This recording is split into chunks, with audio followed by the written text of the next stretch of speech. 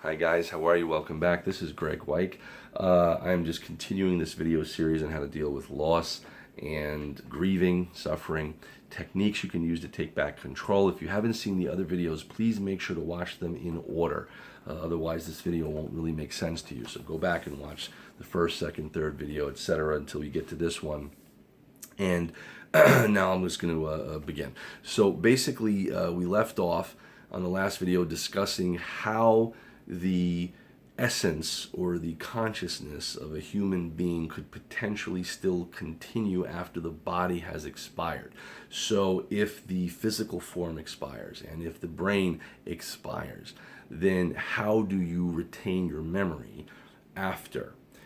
If you are in fact this energy force, like Albert Einstein had said, that you cannot destroy or create energy, you could only transfer it. That means that the energy or the the electromagnetic fields that surround us, or the electricity that's in us, basically has the potential to not die or be created, but transfer out of the physical form when the physical form passes into something else. And again, since we are limited to our basic five senses, and yes, there are some more senses that you can read in depth about, but the basic five ones are the ones that everybody seems to know, and it's those basic senses that limit us. We may not have the sixth, seventh, eighth sense that we may need in order to be able to see that a consciousness can continue outside of a physical form. And that is what you have to remember. It's kind of like if you find a CD or a record and you have nothing to play it on.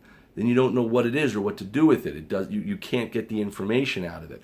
So there's a wonderful person by the name of Phineas Quimby who existed in the 1800s, and he had some terrific thoughts about human beings being human living calculations that are basically bringing things that are already into existence, but I should say bringing the information that's already into existence into our reality to share with one another.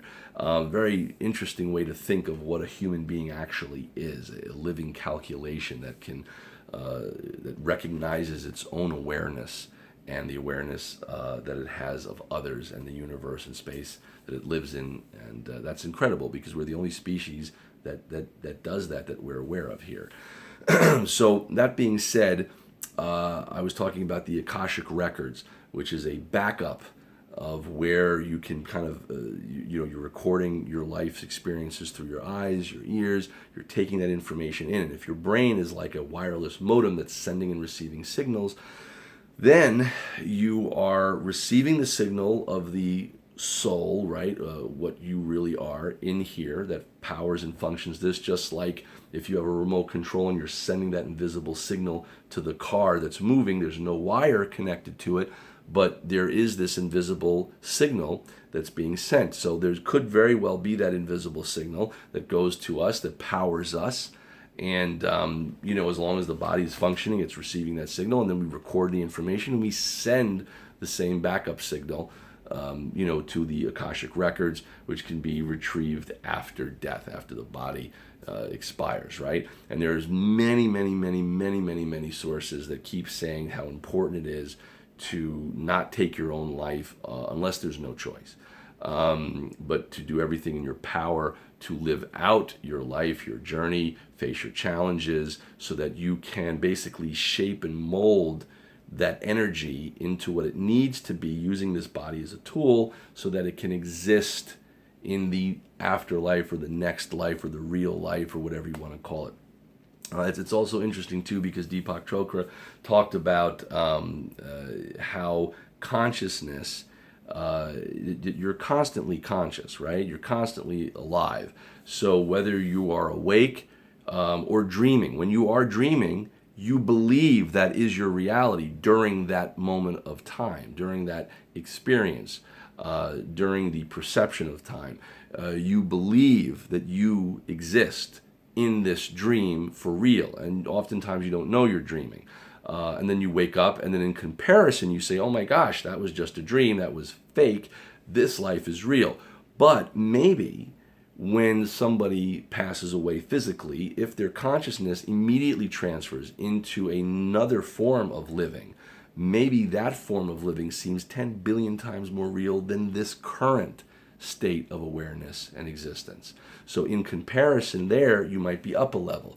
So it's very interesting to kind of contemplate these different theories and these different thoughts, and they cannot be disproved. That's what's amazing. Nobody can disprove this thought. Also, people like Dolores Cannon, who did past life regression, spoke incredibly very intensely about her thousands of patients that she had and the experiences that she had there. And I definitely encourage you to YouTube that and watch some of her videos as well. She was a terrific person. Definitely seemed to be onto something. So that being said, for those of you who have trouble just blindly following whatever religious beliefs you may have encountered and who want more concrete scientific things that can be quantified, here's some real stuff that you can really ponder and think about. And again, I encourage you also to research the Akashic Records and how there may be this backup of your life that you can retrieve in the next form that you appear in. And again, Albert Einstein said you cannot destroy or create energy, you can merely transfer it. And if that's true, then we are energy, and that means that our energy that's powering our body could be transferred out. So there's a lot of interesting theories. Even one that I had thought of when that potentially the soul, or if you want to call it that, or this energy could be generated and created upon the birth process when a human being is being grown,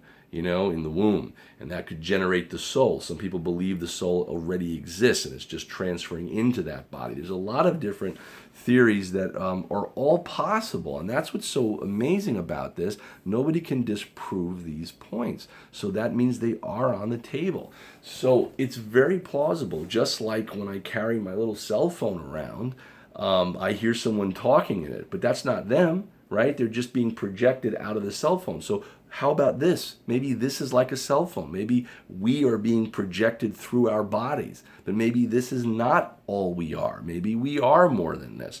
So there's a lot of things to really contemplate and think about, including some of the interesting conspiracy theories about the Mandela Effect that involve CERN, that involve the D-Wave computer, when they're talking about the God particles. I mean, these are scientists giving TED Talks about the God particle and opening up interdimensional gateways and parallel universes, and they speak about it incredibly authentically and serious. And it sounds like a science fiction movie, but if you research the Mandela Effect, and I encourage you to do that, you'll see some incredible things that have been changed. I'll give you one right now. A very popular one is, what does the evil queen say to that face in the mirror when she's trying to summon it in Snow White?